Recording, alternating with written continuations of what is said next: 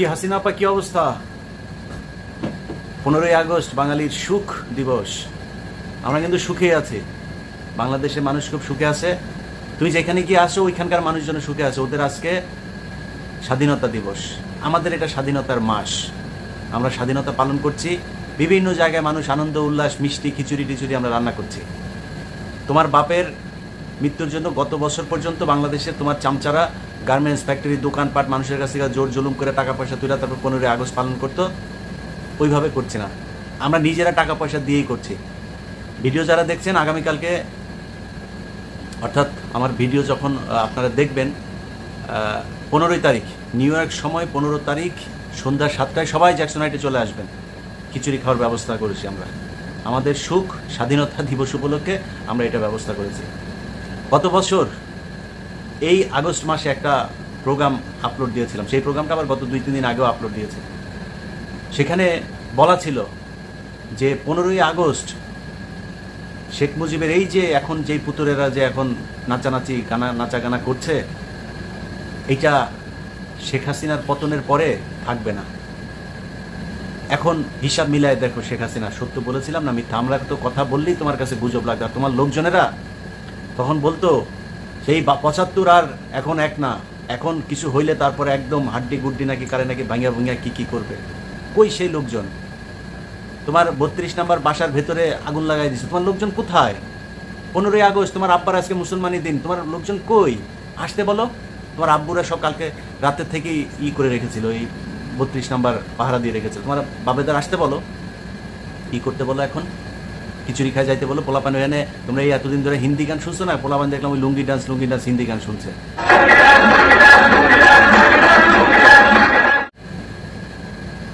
এটাই হচ্ছে বর্তমানের অবস্থা বাংলাদেশে। তোমাকে ছাড়া বাংলাদেশ অনেক ভালো আছে শেখ হাসিনা। তোমার পুতুরও এখন ইন্ডিয়ার কাছে বলছে ইন্ডিয়া যেন এনশিওর করে 90 দিনের মধ্যে বাংলাদেশে নির্বাচন হয়। তোমরা না এতদিন বললা তোমাদের বিদেশে কোনো প্রভু নাই, বিদেশে যায় তোমরা কান্দাকাটি করো না, জনগণ নাকি তোমাদের শক্তি। কুই সেই জনগণ নিয়ে আসো। এখন পলাইছো কেন? বিভিন্ন বছর তুমি পলাও না, বিচারের মুখোমুখি তারেক রহমানকে ধরে নিয়ে যাবা। তারেক রহমান বিচারের সাহস থাকলে বিচারের মুখে, তুমি এখন বিচারের মুখোমুখি হও। দেশে আসো, আসো, যাও, জনগণ তোমার জন্য ওয়েট করতেছে, যাও দেশে। এই কথাগুলি আমরা এতদিন ধরে বলে আসছিলাম। এত বাড়াবাড়ি করা ভালো না। এই 15 বছরে একটা সেক্টর নাই যেই সেক্টরের মানুষকে তুমি খেপাও নাই। কিছু মানুষজনকে সুবিধা দিয়া পুরো বাংলাদেশের মানুষ তোমার অত্যাচার নির্যাতন সহ্য করেছে। সেই সুবিধা নেওয়া লোকজনগুলো এখন কোথায়? কেউ নাই। 2-1 জন দেখলাম ফেসবুকে, কালকে এক মহিলার পোস্ট দেখলাম, নিউজ করেছে যে সে বলেছে যে বঙ্গবন্ধুর জন্য যদি চাকরি যায় তাহলে যাক। সে নিজেই পলাতক, মানে ওই জানে ওর যে চাকরি থাকবে না, এমনিই জানে। এই পোস্টটা করে রাখলো আর কি, যে বঙ্গবন্ধু তোর চাকরি তো এমনি নেই, তুই যা অফিসে, তোরা অফিসে খুঁজতেছে, তুই যা। রংপুরের যেই কিছুক্ষণ আগে একটা ইমেল চেক করলাম, রংপুরের যে পুলিশ কমিশনার ছিল মনিরুজ্জামান, তার নির্দেশে আবু সাইদকে গুলি করা হয়। এই মনিরুজ্জামান এলাকায় প্রভাবশালী, যে কারণে এলাকার লোকজন সাহস পাচ্ছে না তার বাড়িতে আপনার চেক করতে। আমাকে একজন পাঠিয়েছে, তার বাড়ি হচ্ছে যশোর জেলার গদখালি। আমি চিনি না, আপনারা যশোরের মানুষজন যারা আছেন তারা নিশ্চয়ই চিনবেন। গদখালিতে তার বাড়ি, তার গ্রামের বাড়িতে সে নাকি পালিয়ে আছে। আমাকে একজন ইমেল করেছে, আপনারা একটু খোঁজ নিয়ে দেখেন ওরে ধরতে পারেন কিনা। তোমার লোকজন একজনও জায়গা মতো নাই, সব পালাচ্ছে। আর যে কজন অফিসে এখনো কাজ করতে যাচ্ছে, একটু এদিক ওদিক ছিল, তারা এখন যায় সব জামাত শিবিরের সার্টিফিকেট চাচ্ছে, যে তারা জামাত শিবির করতো, কারো না কারোর সাথে করতো, এরকম ইয়ে। গতকালকে আমাকে এই রাজুক থেকে একজন ফোন দিয়েছে, রাজুকের এক বড় কর্মকর্তা। উনি আমাদেরই, মানে আমাদের বলতে আর কি ভালো মানুষ, মানে শেখ হাসিনার চামচামু করে নাই। তো উনি ওনার পিএস আমাকে ফোন দিয়েছে, ফোন দিয়ে জিজ্ঞেস করছে একজনের নাম, যে ভাই ইনি নাকি আপনার সাথে খুব ভালো সম্পর্ক ছিল, আপনাকে বিভিন্ন তথ্য দিত আওয়ামী লীগের লোকজনকে।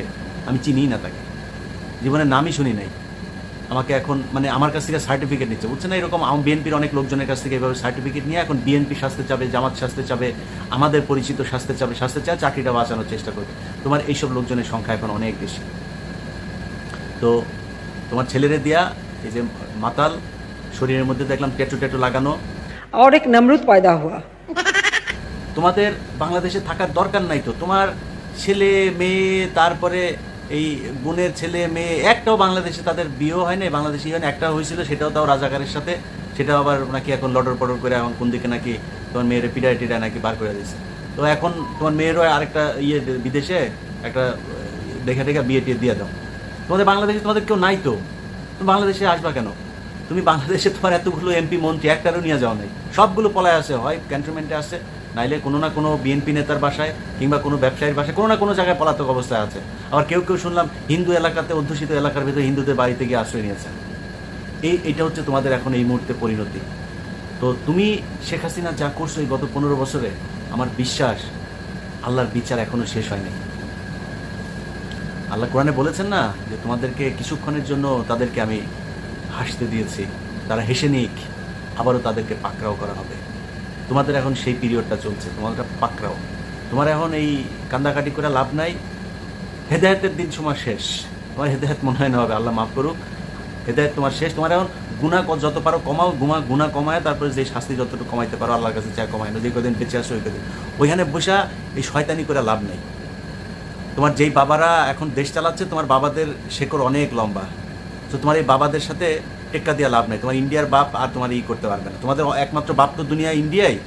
তোমরা বলতা বিদেশে তোমাদের বাপ নাই, প্রভু নাই, এই সেই, অথচ সব কিছু তোমাদের ওইখানে। তো তোমাদের এই একমাত্র বাপ। মানুষ স্লোগান দিত না, হরে কৃষ্ণ হরে রাম, শেখ হাসিনার বাপের নাম বলতো না, এই তোদের বাপ ওইটাই একমাত্র তোর বাপের বাড়ি, ওইখানেই তোর মানায়। এর আগেও ছিলি তুই আর তোর বোন দুইটা মিলে ওইখানে লটর বটর করতিস, এখনও করছিস। তো তোর ছেলে এখন তোরে মোদির কাছে ভাড়া দিয়া, তারপরে মোদির কাছে এখন দেশ আবার ফেরত চায়। তো জিনিস তো আর ওইরকম না যে ওইটারে দিয়া যে ভাড়া দিয়া যে কিছু আদায় করতে পারবে, ওই অবস্থা তো তোর নাই। থাকলে তুই এটা করতিস, এখন তুই তো আর ওইটা করতে পারবি না। তো তারপরেও দেখ ইটি করে কতটুকু কী করতে পারিস, কাজ হবে না। স্টুডেন্টরা 32 নাম্বার থেকে ওই এই তোর বাপের অ্যাভিনিউ যেটা আছে গুলিস্তানে, তোদের কার্যালয় সব স্টুডেন্টদের দখলে, তোর বাপেরা একটাও আসে না। তোরা বলতিস না এতদিন ধরে, যখন আমরা বলতাম যে 75-এ কেন কেউ আসে নাই, হ্যাঁ 75-এ শেখ মুজিবরা এত ভালোবাসলো, ওই দিন কেন মানুষ মিষ্টি খেয়েছে, 2 দিন লাশ পড়েছিল, তখন আমাদেরকে বলতো এখন আসিস, এখন দেখাই দিব। এখন ওই সেই লোকজন সব ফেসবুকের আগের পোস্ট সব করে দেয়া, তারপরে এই এখন আবার লাল প্রোফাইল পিকচার লাল করছে, লাল করে এখন আপনার রাজাকার সাজার চেষ্টা করছে। তো এই বাঙালি তোকে উচিত জবাব দিয়েছে। আজকের এই 15ই আগস্ট দেখার জন্য আল্লাহর কাছে অনেক দিন ধরে চাচ্ছিলাম যে আল্লাহ এই দিনটা দেখে যেতে চাই। বিশ্বাস করেন পৃথিবীর ভেতরে আর কোনো স্বপ্ন নাই, কোনো কিছু দেখার ইচ্ছা নেই। আল্লাহ যেই জিনিস দেখাইছে এইটা, এর চাইতে সুখ, এর চাইতে আনন্দ, এর চাইতে বড় জিনিস এই পৃথিবীর ভেতরে আল্লাহর কোনো কিছু দেয়নি। আল্লাহর কাছে লাখো কোটি সুখ। একটা মানুষের কাছে যা জিজ্ঞেস করি, প্রতিটা মানুষ একই অবস্থা। ভাই এখন মনে হয় যেন মানে সকালে ঘুম থেকে উঠলে মনে হয় মানে আগের অবস্থায় বোধহয় এই যে শেখ হাসিনা আছে না, এটা মানে হঠাৎ করে মনে হয় মানুষের মাথার থেকে একটা বিশাল বোঝা সরে গিয়েছে। বাংলাদেশের মানুষ স্বাধীনতা কি জিনিস সেটা এখন ভোগ করছে। এত অত্যাচার করা ভালো না।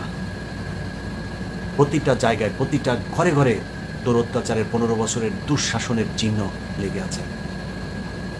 আজকে দেখ এই যে আনিসুল হক, সালমান এফ রহমান, কত টাকা লাগে রে ভাই একটা মানুষের জীবনে, কত টাকা, ওটা শেষ আছে তো। সেই 96 সালে ব্যাংক লুট, এই শেয়ার বাজার লুটপাট থেকে শুরু করে এর মাঝখানে কয়েকবার ব্যাংক এই শেয়ার বাজার লুট, আইএফআইসি ব্যাংক লুট, বিভিন্ন জায়গায় এই ঋণ খেলাপি হয়ে তারপরে সেই করা, সেগুলো আবার মাফ করায় নেওয়া, নানান সুযোগ সুবিধা, কত টাকা হইলে তারপরে শেষ হইতো। এখন টাকা, মানুষ তোদেরকে ডিম মারে, জুতা মারে, এ অবস্থা। সে টাকা পয়সা কই, কী করবি এখন? সেই টাকা কুকুরে খাবে তোর টাকা, তুই জানবিও না। এমন মানুষ খাবে তুই জানবিও না সেই টাকা কে খায় তোর। এই হচ্ছে তোদের অবস্থা। এখনও সময় আছে। তোদের যে আচার আচরণ দেখা যা বোঝা যাচ্ছে। আজকে আরাফাত, এই শমিকাচারের 6 নম্বর স্বামী, এ আজকে ফেসবুকে পোস্ট করেছে, ওরা ভেবেছিল আমরা মরে গিয়েছি, আমরা মরিনি, তুই আয়, তুই দেশে আয়। এতদিন তোরা বলতি না তোরা দেশে আয়, তোরা দেশে আয়। এখন বল, আল্লাহ দেখ 1 সেকেন্ডের মধ্যে আল্লাহ খেলা দেখাই দিতে পারে। এখন আমরা বলবো তোরা দেশে আয়, তোরা বেঁচে আসিস, আয় দেশে আয়, দেশে যায় বিচার মুখোমুখি হ। এখন তো বিএনপি নাই ক্ষমতায়, জামায়াত তো নাই ক্ষমতায়, যা দেশে যা, দেশে যায়, তারপরে এগুলি ফেস কর, মামলা টামলা ফেস কর। তো সে আজকে আপনার দিয়ে পোস্ট দিয়ে, লম্বা এক পোস্ট, সেই পোস্টে সে বলেছে তারা আবার করবে, তারা আবার দল বসে আবার নাকি ক্ষমতায় আসবে, আবার ওই শয়তানি আবার করবে। ওদের শিক্ষা হয় নাই, এর চাইতে লজ্জা বাংলাদেশের মানুষ তোদেরকে যেই লজ্জা দিয়েছে পৃথিবীর ইতিহাসে পুরো একটা সরকার এইভাবে পালিয়ে যাওয়ার ইতিহাস আজ পর্যন্ত হয় নাই, বাংলাদেশে এটাই প্রথম। এর আগেও পৃথিবীর বড় বড় দেশের ভেতরে এইভাবে সরকার পতন হয়েছে, কোনো দেশে এই অবস্থা হয় নাই। তুই এই পৃথিবীর ভেতরে একমাত্র দৃষ্টান্ত রেখে গেলি যে পুরো সরকার প্রশাসন, তোর আশপাশে ব্যবসায়ী পর্যন্ত তোর সাথে যাদের সম্পর্ক ছিল একটাও থাকতে পারে নাই। এটা একটা ইতিহাস। এই ইতিহাস বাংলাদেশের অন্তত 500 বছরের পরের প্রজন্ম পর্যন্ত এটা মনে রাখবে। এই ইউটিউব, ফেসবুক এগুলো যদি থাকে তারা দেখবে তোর ছায়া, ব্লাউজ, ব্রা, পেন্টি টেন্টি নিয়ে মানুষ, বাংলাদেশের মানুষ কীভাবে টানাটানি করেছে। এটা ইতিহাস। অনেক মানুষ বলে যে ওর এই কর্মভবনে যায় তারপর এগুলি করা ঠিক হয় নাই। আরে ভাই, এগুলি না করলে তো এগুলি দেখতে হবে। শেখ মুজিবের সময় কেউ এখন অনেক মানুষ বিশ্বাস করে না। কেন? কোনো সময় বইতে লেখা আছে, কিছু কিছু মানুষ লিখেছে, সেই লেখা কে পড়ে না পড়ে কোনো খবর নাই। এগুলো ভিজুয়াল মিডিয়ার ক্লিপগুলো থাকলো। এই ক্লিপ দেখে আজ থেকে 50 বছর, 100 বছর, 200 বছর পরে মানুষ জানতে পারবে যে এরকম একজন দুঃশাসক, একজন স্বৈরাচারী এই দেশে ছিল, যার ক্ষমতায় যাওয়ার 15 মিনিটের মধ্যে তার পুরো এই প্রাসাদ তছনছ করে দিয়েছে বাংলাদেশের মানুষ। তোরা একটা ইতিহাস। তারপরেও এত লজ্জা দেওয়ার পরেও বাংলাদেশের মানুষ, তোদের লজ্জা শরম কিচ্ছু হয় নাই। তোরা এখনও চেষ্টা করছিস নানানভাবে আবারও ফের বাংলাদেশে গিয়ে বিশৃঙ্খলা তৈরি করার। তোরা দেখছিস না বাংলাদেশের মানুষ কত শান্তিতে আছে, হাঁপ ছেড়ে বেঁচেছে বাংলাদেশের মানুষ। তাদের কোনো কষ্ট নাই, দুঃখ নাই। রিজার্ভ যদি এখন শেষ হয়ে যায় তারপরেও মানুষ চায় ডক্টর মোহাম্মদ ইউনূস বাংলাদেশে থাকুক। এইভাবে যেভাবে চলছে এভাবে চলুক, আমাদের কোনো দাবি নাই। বিএনপি আসবে, জামাত আসবে, কে আসবে, আমাদের কোনো দাবি নেই। তুই গেছিস, তোর মতো শয়তান লেডি ফেরাউন বাংলাদেশ থেকে বের হয়েছিস, আমাদের আর কোনো চাওয়ার নাই। অতএব এটা থেকে শিক্ষা নে, তওবা কর। আর যদি নিজেদের মুসলমান দাবি করিস তাহলে আবার কালেমা পড়ে মুসলমান। তোরা মুসলমান নাই। যাইভাবে মুসলমানদেরকে তোরা শাস্তি দিয়েছিস, কষ্ট দিয়েছিস, আলেমদেরকে যে পরিমাণে কষ্ট তুই দিয়েছিস, তোরা মুসলমান হইতে পারিস না। মুসলমান তোরা নাই। অতএব তোরা কলেমা পড়া, তওবা পড়া, তারপরে আবার মুসলমান হইতে হবে। হয়ে আল্লাহর কাছে মাপ চা। জীবনে আর এই শয়তানি করবি না, জীবনে বাংলাদেশের দিকে আর ফিরে তাকাবি না। এই দোয়া কইরা, তওবা পড়ে আল্লাহর কাছে মাপ চা, আল্লাহ হয়তো মাপ করে দিতে পারে। বঙ্গবন্ধুকে আপনারা যেন জাহান্নামের ভালো জায়গায় স্থান করে দেয়। 2 দিন আগে মির্জা ফখরুল বক্তব্য দিয়েছে একটা, এই রয়ের এজেন্ট, এটার মনে হয় লিঙ্কটিং বোধহয় আছে, মির্জা ফখরুলের লিঙ্কটিং বোধহয় বিএনপির কাছে আছে, যেই জন্য এটাই আওয়ামী লীগের কাছে, আওয়ামী লীগ যা বলে ওইটা বলতে বাধ্য হচ্ছে। ও 2 দিন আগে বলছে বিজয় সরণিতে শেখ মুজিবের যখন এই হচ্ছে, মূর্তি টেনে ধরে ছিঁড়ে ফেলছে, ওর নাকি তখন নাকি লুঙ্গি টুঙ্গি ভিজা যাচ্ছে কষ্টে। এই বদমাইশ এর আগেও একবার বলেছে 7ই মার্চ নিয়ে তার কোনো নাই। বিজয় সরণির সামনে শেখ মুজিবুর রহমানের যে মূর্তিটা ছিল, দেখি অসংখ্য মানুষ সেই মূর্তিকে দড়ি বেঁধে টেনে তিনি তো আমাদের নেতা ছিলেন, তাই না? স্বাধীনতা যুদ্ধের সমাজে তার বিরাট ভূমিকা ছিল। মির্জা ফখরুল যদি নারী টারি নিয়ে ভিডিও টিডিও রাখা থাকে, আগে থেকে বলে দেন, বুড়া বয়সে মান সম্মান নষ্ট করেন না, যে আমাকে এইভাবে ট্র্যাপে ফেলে এটা করেছিল, আমিও যৌবনের উত্তেজনায় ঠিক থাকতে পারি নাই, এরকম একটা করেছিলাম, তো মাফ করে দেন। বাংলাদেশের মানুষ মাফ করে দেবে। আওয়ামী লীগ ছাড়া বাংলাদেশের অন্য মানুষ এখন আর অন্য কাউকে শত্রু মনে করে, মাপ চান, মাফ করে দেবে। আর যদি মাল নেওয়ার কারণে শুধু আওয়ামী লীগের কাছ থেকে মাল নিচ্ছেন, সেগুলোর ভিডিও টিডিও থাকে, ওইটার জন্য মাপ চান। এসব শয়তানি বান্দ্রামি এগুলি বন্ধ করেন। বাংলাদেশের মানুষকে এই যে ভারত বিরোধিতা আর শেখ মুজিবের এই প্রেম প্রীতি 72 থেকে 75 এগুলো বুঝাইতে আমাদের অনেক কষ্ট করতে হয়েছে। এক একটা প্রোগ্রাম বানাইতে 6 মাস 9 মাস পর্যন্ত কষ্ট করতে হয়েছে, লেখালেখি, ভয়েস দেওয়া, এগুলি এডিটিং করা, বহুত কষ্ট করতে হয়েছে।